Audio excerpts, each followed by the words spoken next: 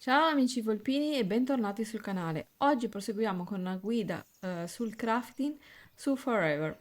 Allora, innanzitutto per iniziare la professione del crafting dobbiamo arrivare nella seconda città che si trova esattamente qua, vi farò vedere in mappa. Qui, quindi noi nasceremo qua e qui poi andremo e troveremo un tizio con cui dobbiamo andare a parlare. Allora, lo troviamo esattamente in questa posizione e lui si chiama il Job Weldon. Ci parliamo e poi diciamo che vogliamo imparare un mestiere, un job. Allora, come potete vedere, abbiamo diversi tipi di mestieri, li chiamo così. Ogni mestiere lo possiamo andare ad acquistare. Li possiamo comprare ovviamente anche tutti, volendo, però ogni volta che andremo a prendere il primo mestiere ci verrà a costare tipo 300 monete, il secondo 400, mi pare 4,50 e il terzo 5,50 e così via. Ovviamente aumenterà il prezzo della nostra professione. Ne abbiamo di diversi tipi, vedete? Dunque, il primo mestiere è quello del fabbro e praticamente andremo a piegare il ferro e forgiare, per esempio, armature pesanti. Poi c'è la professione del cuoco, quindi andremo a cucinare dei piatti succulenti e saranno praticamente dei buff per noi e anche per i nostri amici.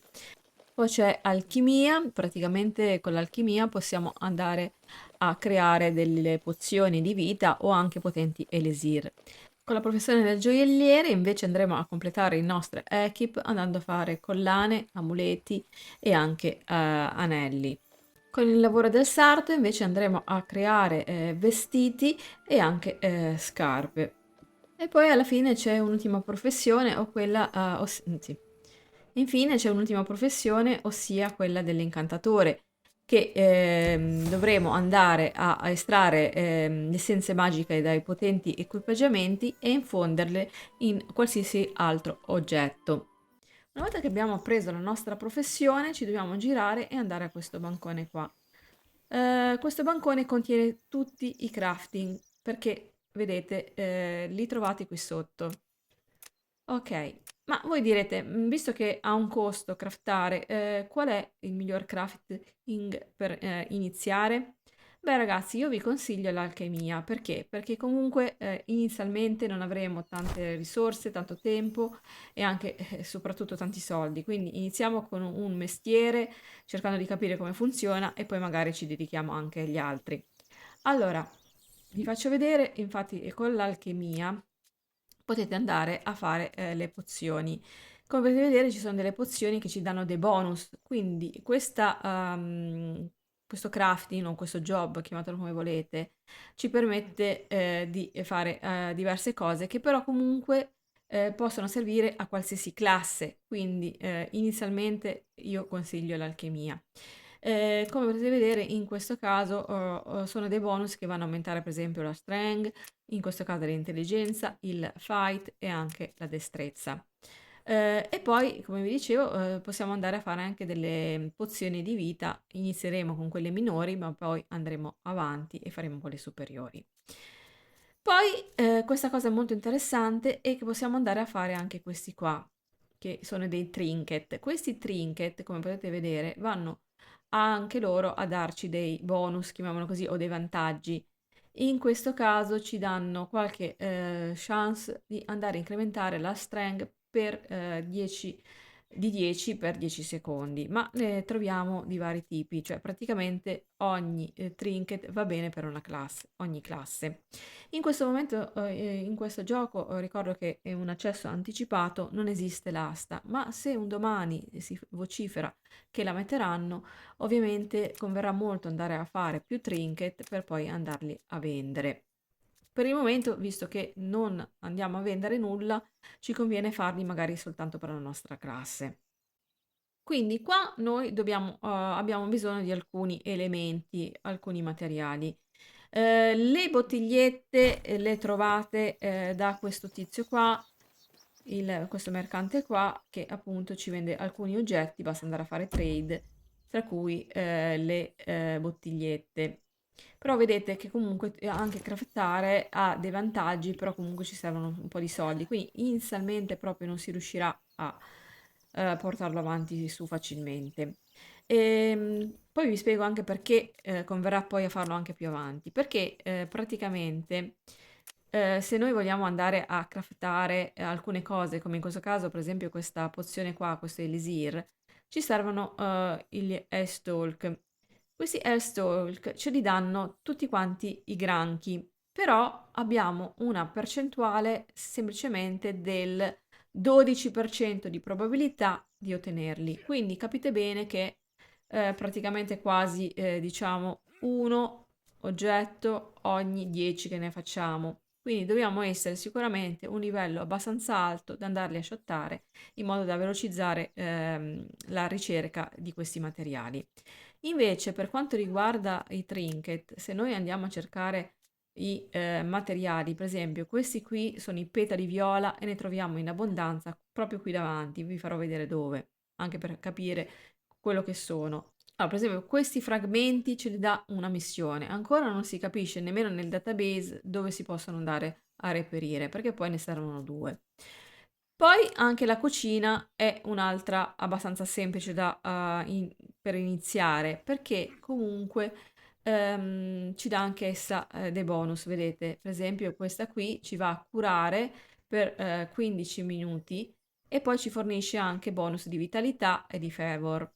Allora, noi qui le chele di granchio li troviamo molto facilmente, praticamente credo che quasi tutti i granchi uccisi ci danno le chele, quindi è molto facile andarle a fare. Però poi dobbiamo fare i Fisherman Sauce e sono questi. Allora, per andarli a fare, come potete vedere, abbiamo bisogno delle chele, ma abbiamo bisogno anche di questi Fresh Blood.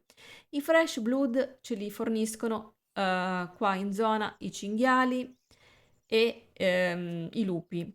Però, ripeto, abbiamo in questo caso un pochino più di percentuale di drop, ossia il 20%, però sia sempre lì. Cioè, bisogna essere un livello un po' più alto rispetto ai mob per riuscirne a fare tanti velocemente e avere la possibilità di avere tante fresh blood. Anche questa qui, come potete vedere, ci richiede la carne e la carne ce la danno tutti gli animali, ossia i cinghiali e i lupi, anche questa. Per quanto riguarda invece questo, l'Hunter Sauce serve sempre la stessa cosa, più anche i Small Fang, che li danno sempre i cinghiali. Quindi dobbiamo proprio uccidere tantissimi cinghiali, però ovviamente non sono drop al 100%, sono drop, come vi dicevo, con una percentuale abbastanza bassa. Quindi noi dobbiamo andare a farci questi cinghiali qua che troviamo qui. Quindi proviamo a vedere un attimo se siamo fortunati perché abbiamo il 20%, come vi dicevo, di probabilità di ottenerli. Ecco, come vedete la carne è come le chele di granchio, cioè ogni volta che lo facciamo uno ce la dà, però vedete gli altri componenti no, perché c'è quella percentuale, quindi bisognerebbe semplicemente essere molto più forti e andare a fare una strage praticamente velocemente, a shottarli in modo da aumentare la probabilità di drop.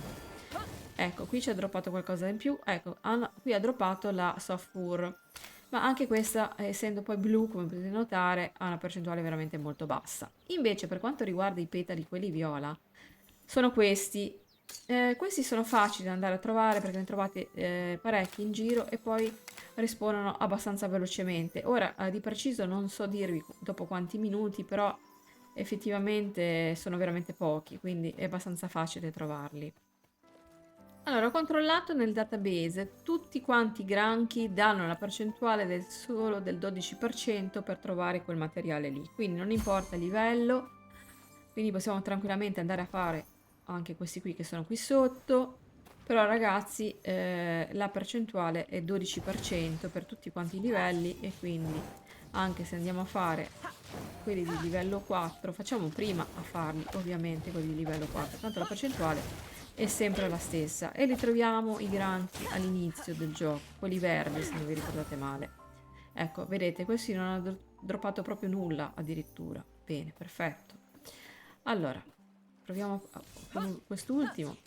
Avere una percentuale del 12% è veramente molto molto bassa, quindi se noi riusciamo a salire di qualche livello e li andiamo a shottare, ovviamente, eccolo qua, siamo stati fortunati. Però ne abbiamo fatto uno, vedete, cioè ci vuole un po' di tempo, però se andiamo a fare proprio così, tac tac tac, shottarli, ovviamente facciamo prima per fare questi materiali. Ecco, io sono caduta qua. Ok. Ok, allora questo è per quanto riguarda inizialmente il crafting, quindi insomma farlo proprio pari pari al proprio personaggio è una fatica enorme. Quindi io consiglio, ah vedete, ecco adesso ve lo posso far vedere che è già spawnato questo qua, vedete, si fa molto facilmente, sarà qualche minuto, un paio di minuti, 3 minuti al massimo. Va bene, questo non è difficile da andare a trovare, però come vi dicevo, invece di oggetti, sì, c'è una difficoltà. Allora, amici, ho provato a fare il secondo dungeon, che è il dungeon che si trova nella seconda zona, e ho notato che qua è forse più facile, non so dirvi la percentuale di drop, ma andare a prendere i materiali che poi ci servono per andare a craftare. Ovviamente in questo gioco i dungeon vanno ripetuti più volte, così si farma sia esperienza ma anche poi i materiali. Allora amici, ovviamente per andare in solo a farvi completamente tutto quanto il dungeon servirà essere qualche livello sopra ai mob, e lo faremo nella modalità normale. In questo gioco poi esistono diverse modalità, però vedete che all'interno di questo troviamo anche queste grandi miniere dove si possono andare a picconare più volte, ci danno veramente un botto di materiali, quindi conviene morire e rispawnano e li trovate in abbondanza. Ok amici, se avete dei dubbi o delle domande, qualsiasi cosa, fatemelo sapere qui sotto nei commenti. Mi raccomando, se volete, io sto giocando a questo gioco, quindi se ci state giocando anche voi, lasciatemi pure il vostro nick di Steam, così magari possiamo fare qualche partita insieme. Vi ringrazio come sempre della visione e ci vediamo presto per un altro video. Ciao ciao!